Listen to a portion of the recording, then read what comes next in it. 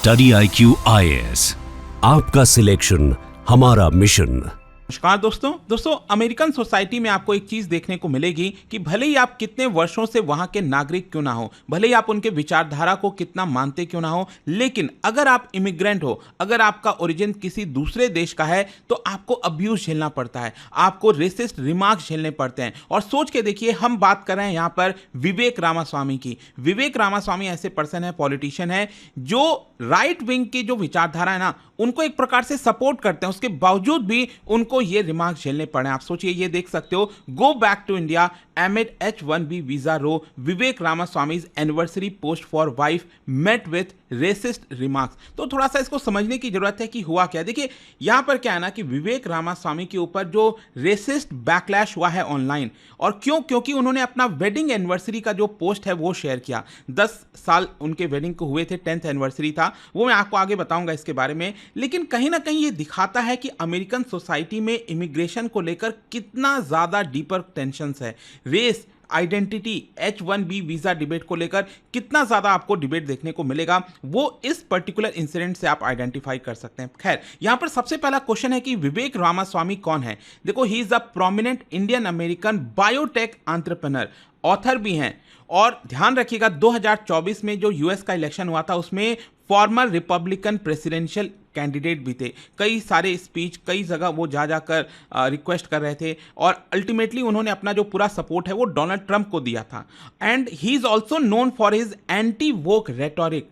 यहाँ पर अक्सर जो राइट विंग प्लेटफॉर्म्स होते हैं वहाँ पर वो अपीयर होते हैं, और कई सारे जो कंट्रोवर्शियल स्टैंसेज हैं, चाहे इमिग्रेशन है, रेस है, कल्चरल आइडेंटिटी है, सब पर वो अपनी राय रखते हैं। इनफैक्ट उनकी जो वाइफ हैं डॉक्टर अपूर्वा रामास्वामी, वो एक फिजिशियन है ऑफ इंडियन ऑरिजिन, और दोनों ही जो है ओहियो में जो है आपका रिसाइड करते हैं, रहते हैं। ये आप देख सकते हो यहाँ पर अमेरिका के मैप में ईस्टर्न साइड में अगर आप देखोगे तो ये रहा आपका न्यूयॉर्क सिटी यहाँ पर है, और ये ओहियो आपको देखने को मिलेगा।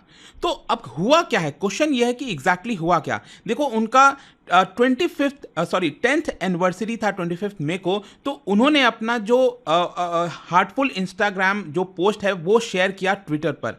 मतलब उन्होंने एक पोस्ट शेयर किया, ये आप देख सकते हो यहाँ पर, in the fall of 2011 I met a brilliant medical student named Apoorva. तो बेसिकली शॉर्ट में मैं अगर आपको बताऊं तो 2015 में उनकी शादी हुई थी, लेकिन उनकी मुलाकात हुई थी अपने वाइफ से 2011 में। ठीक है, तो उन्होंने बताया इस पोस्ट के अंदर कि कैसे 2011 में उन्होंने अपूर्वा से जो है पूछा डेट के लिए, और वो डेट के लिए अल्टीमेटली जाते हैं अलास्का। अलास्का में आपको पता है जो रॉकीज माउंटेन है, तो वहाँ पर वो हाइक करते हैं फ्लैट टॉप माउंटेन पर, और वहाँ पर जब वो जाते हैं तो अचानक से स्नो स्टॉर्म आ जाता है। ठीक है, जिसकी वजह से उनका जो डेट है वो इंटरप्ट हो जाता है, और अल्टीमेटली वो डिसाइड करते हैं कि वो साथ रहेंगे और शादी करेंगे। तो उन्होंने डिसाइड किया था कि वो वापस आएंगे, तो 10th एनिवर्सरी पर वो एक्चुअली वहीं पर जाते हैं, और उन्होंने दोनों फोटो लगाया था। ये आप देख सकते हो 2011 का फोटो है उस समय का, और ये अभी 2025 का फोटो है, वो साथ गए हैं। ठीक है, उनके 2 बच्चे भी हैं।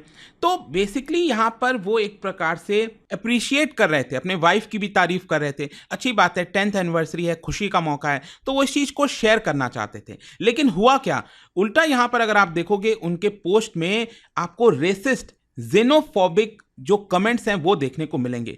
यहां पर उनको कमेंट किया जा रहा है उनके पोस्ट पर, go back to India, Bharat वापस चले जाओ, we don't want you here, explore hiking trials in India instead. मतलब भारत में जाकर हाइक करो, क्या भारत में माउंटेन्स नहीं है। इस तरह के यहां पर पोस्ट किए जा रहे थे। यहां पर अपूर्वा को लेकर भी क्वेश्चन किया जा रहा था, उनकी जो वाइफ है अपूर्वा, तो Apoorva, is that even an American name.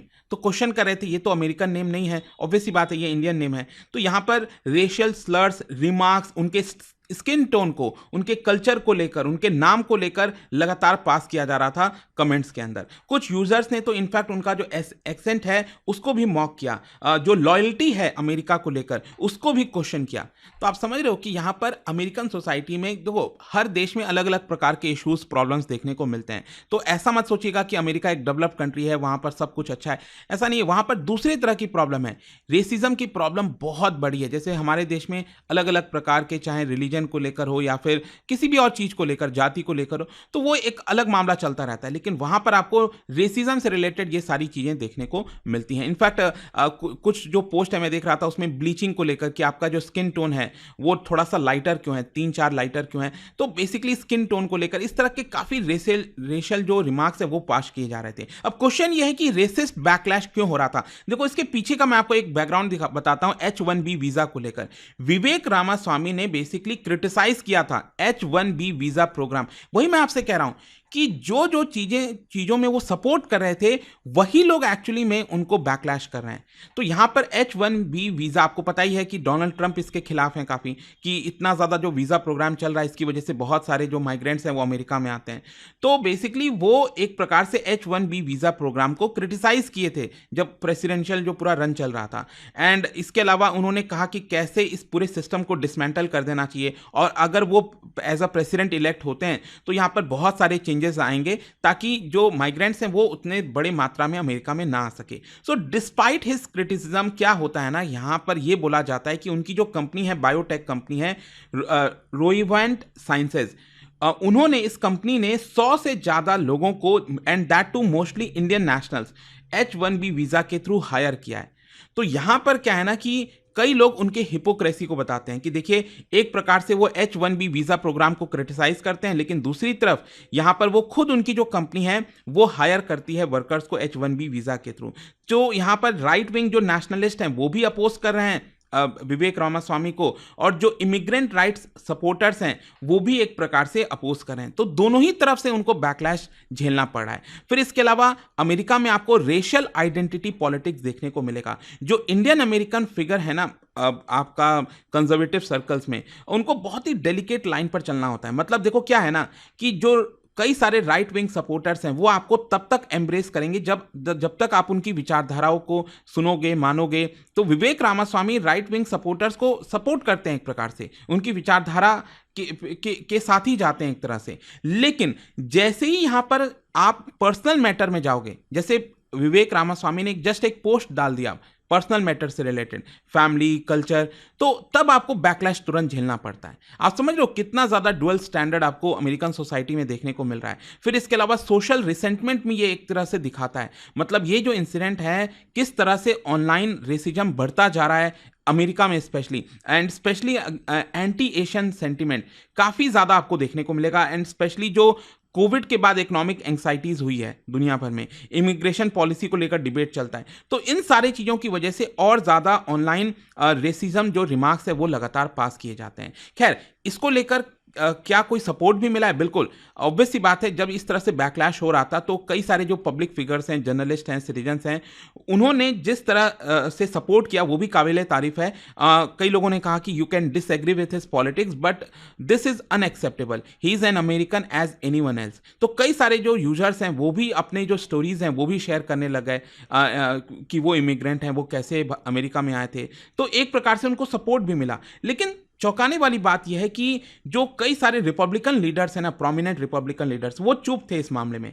तो एक प्रकार से यहां पर डुअल स्टैंडर्ड देखने को मिलता है, एक्सपोज करता है कि किस तरह से फ्री स्पीच, आइडेंटिटी पॉलिटिक्स की बात कही जाती है, लेकिन अल्टीमेटली इस तरह के मौके पर आपको सपोर्ट नहीं मिलता। खैर इसका ब्रॉडर इंप्लीकेशन क्या है? ब्रॉडर इंप्लीकेशन यही है कि देखो डबल स्टैंडर्ड है इमिग्रेंट पॉलिटिशियंस को लेकर। यहां पर जैसा मैंने आपको बताया कि जब तक उनकी विचारधाराओं को सपोर्ट आप करोगे तब तक आपको सपोर्ट किया जाता है, लेकिन जैसे आप कल्चर और बाकी फैमिली इश्यूज में जाने लगते हो तो आपको आउटसाइडर्स डिक्लेयर कर दिया जाता है। कहीं ना कहीं पॉलिटिकल डिस्कोर्स में आपको जेनोफोबिया देखने को मिलेगा कि किस तरह से जो अमेरिकन पॉलिटिकल कल्चर है वो यहां पर आपको सपोर्ट नहीं करता है। एक ये चीज है, और अल्टीमेटली ये है कि यहां पर जो इंडियन अमेरिकन कम्युनिटी है उसके ऊपर भी काफी इंपैक्ट आ रहा है। क्योंकि आप देखिए स्पेशली यहां पर अगर आप फेमस होने लगते हो अमेरिका के अंदर और आप किसी दूसरे देश के ओरिजिन के हो, इंडियन अमेरिकन हो, तो आप स्पेशली जो टेक सेक्टर के अंदर डोमिनेंस है इंडियन अमेरिकन का, यहां पर पॉलिटिक्स के अंदर, मेडिसिन के अंदर जब आपकी विजिबिलिटी ज्यादा हो जाती है, जब आप पब्लिक फिगर बनने लगते हो, तो यहां पर आपको इस तरह के बैकलैश अक्सर झेलने पड़ते हैं। तो जस्ट ये आपको बताना चाह रहा था अगेन इस वीडियो के थ्रू, क्योंकि विवेक रामास्वामी के बारे में काफी चर्चा भी हुई थी पहले जब वो यहां पर एज अ कैंडिडेट के तौर पर भी आए थे, प्रेसिडेंशियल कैंडिडेट। तो ये आई होप कि आपको अच्छे समझ में आ गया होगा कि एग्जैक्टली हुआ क्या। और जाने से पहले एक इंटरेस्टिंग क्वेश्चन है, इकोनॉमी से रिलेटेड ये क्वेश्चन है, क्या आप बता सकते हो which of the following will lead to an appreciation of Indian rupee? इनमें से कौन कौन से चीजों की वजह से जो इंडियन रुपी है वो एप्रिशिएट हो सकता है? इसका राइट आंसर आप सब जानते हैं, मेरे इंस्टाग्राम पर तो मिलेगा ही, वहां पर अगर आप नहीं हो कोई बात नहीं, टेलीग्राम से ले सकते हैं इसका सही उत्तर। और देखिए 31 ऑफ मई तक, कल तक जो है आपको एक्स्ट्रा डिस्काउंट दिया जा रहा है हमारे किसी भी कोर्सेज के ऊपर। By using this code Ankit live you will get this discount. और स्पेशली हमारा जो जीएस फाउंडेशन बैच है दोस्तों 2026 के लिए ये स्टार्ट हो चुका है। दोस्तों चाहे आप यूपीएससी की तैयारी शुरू कर रहे हो या फिर प्लान बना रहे हो, मेरे पास है एक जबरदस्त अपॉर्चुनिटी, स्टडी आईक्यू का यूपीएससी फाउंडेशन कोर्स। सोचिए एक ऐसा ऑल इन वन प्रोग्राम जहां मिलेगा आपको सॉलिड तैयारी, 1000+ आवर्स की लाइव क्लासेस टॉप एजुकेटर्स के साथ, personalised mentorship, handwritten notes और पीआरपी एमआरपी जैसे फोकस्ड रिवीजन मॉड्यूल्स। स्कॉलरशिप भी हैं दोस्तों, प्रीलिम्स क्लियर करो, पूरा फीस रिफंड लो। हर मंथ टॉप परफॉर्मर्स को मिलेंगे 11,000 रुपीज के cash reward. Economically weaker students के लिए है उड़ान स्कॉलरशिप, ताकि पैसा कभी रुकावट ना बने। गोल्ड, प्लैटिनम या डायमंड, जो प्लान आपके लिए बेस्ट हो उसे चूज कीजिए। और सबसे खास बात, आपको गाइड करेंगे खुद x secretary Anil Swarup sir, जिन्होंने यूपीएससी सिस्टम को अंदर से देखा है। स्टडी आईक्यू पर भरोसा किया है 2 करोड़ से ज्यादा इंडियंस ने, और अब आपका नंबर है यूपीएससी फाउंडेशन कोर्स के साथ अपना आईएएस ड्रीम सच करने का। अब करना क्या है, बस स्टडी आईक्यू के ऐप पर जाइए या फिर कमेंट सेक्शन में दिए गए लिंक पर क्लिक करिए, यूपीएससी फाउंडेशन कोर्स ढूंढिए। बाय नाउ पर क्लिक करने के बाद डिस्काउंट कोड के सेक्शन में लिखिए ANKITLIVE अंकित लाइव और पाइए सबसे lowest price. Your IAS journey starts now. Study IQ IAS, आपका सिलेक्शन हमारा मिशन।